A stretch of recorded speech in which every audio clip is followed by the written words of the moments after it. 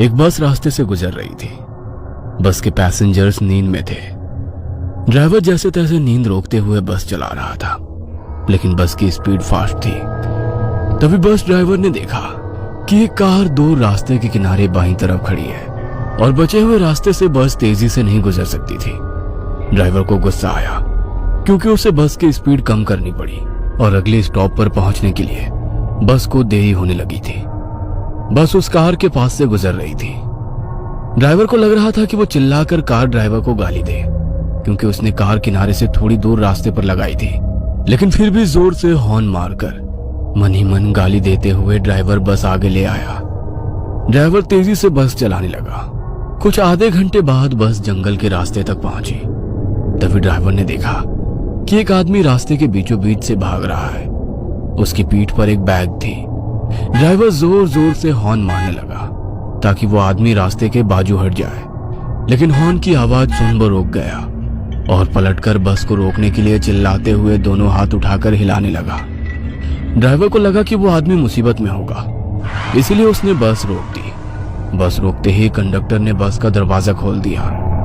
वो आदमी हाँफते हुए बस में चढ़ गया और चिल्लाते हुए बोला, जल्दी बस भगाओ, भगाओ वरना वो आ जाएगी। बस रुकने के कारण और उस आदमी के चिल्लाने के कारण पैसेंजर्स नींद से जाग गए। ड्राइवर उस आदमी की तरफ मुड़कर देख रहा था। तभी वो आदमी फिर से चिल्लाया, अरे भगाओ वरना वो सब लोगों को मार डालेगी। यह सुन ड्राइवर के साथ साथ बस के सभी लोग घबरा गए और बस ड्राइवर ने वहां से बस भगाई। क्या हुआ भाई साहब, आप इतने डरे हुए क्यों हो और आप किसके बारे में बात कर रहे हैं? कौन आएगी? उस आदमी ने अपनी पीठ से बैग निकालकर नीचे उसके पैर के पास रखी और कंडक्टर के बगल में बैठ गया। वह पसीने से लथपथ हो गया था। उसका शर्ट फटा हुआ था और उसके शरीर पर कुछ जख्म भी थे जिसमें से खून बह रहा था। पैसेंजर्स उसे घूर रहे थे। कुछ लोग घबरा भी गए थे कि यह आदमी आखिर है कौन। आप कौन हो भाई और ऐसे क्यों भाग रहे हो और किससे भाग रहे हो? वैसे उस आदमी ने बताना शुरू कर दिया, मैं सत्या हूँ। मैं पीछे वाले कलहरी गांव के रेलवे स्टेशन पर चौकीदार का काम करता हूँ। मेरा कुछ 5-6 दिन पहले कलहरी रेलवे स्टेशन पर ड्यूटी लगा था। वैसे गांव छोटा होने के कारण स्टेशन भी छोटा था। वहां केवल एक ही प्लेटफॉर्म था। वहां के लोग रेलवे का कुछ बहुत कम ही इस्तेमाल करते थे, क्योंकि एक ट्रेन रात में 2 बजे आती है जो सीधे सोलापुर से होकर कन्याकुमारी की तरफ जाती है, और फिर वही ट्रेन दूसरे दिन सुबह 4 बजे वापस मुंबई की तरफ जाती है।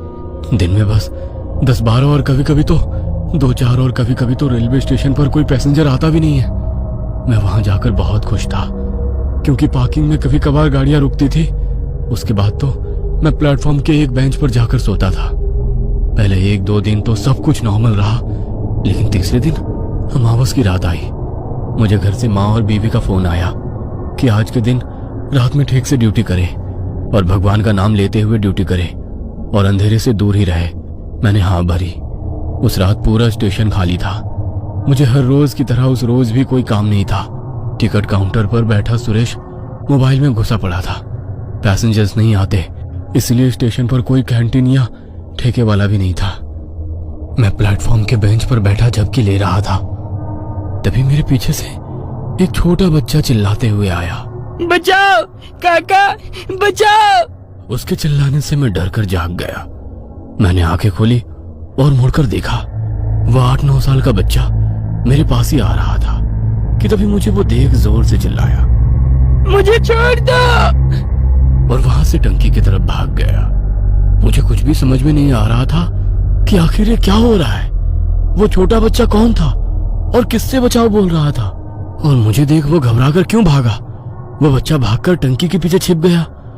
मैं चौकन्ना हो गया और अपने हाथ में लाठी उठाकर वो बच्चा जिस तरफ से आया था उस तरफ देखा, लेकिन वहां से कोई भी नहीं आया। कुछ देर उसी जगह पर ठहरा रहा। वह बच्चा उस टंकी के पीछे छुपकर जोर जोर से रो रहा था। मुझे उसकी चिंता सताने लगी, इसीलिए मैं टंकी के पास चला गया। टंकी के पीछे अंधेरे में वो छुपा हुआ था। मैंने टॉर्च चालू की और अंधेरे में टॉर्च की रोशनी में उस बच्चे को देखा और मेरे रोंगटे खड़े हो गए, क्योंकि वहां पर वो छोटा बच्चा तड़पते हुए पड़ा था। उसकी गर्दन किसी ने काट दी थी और उसका सर उसके कंधे पर गिरा पड़ा था।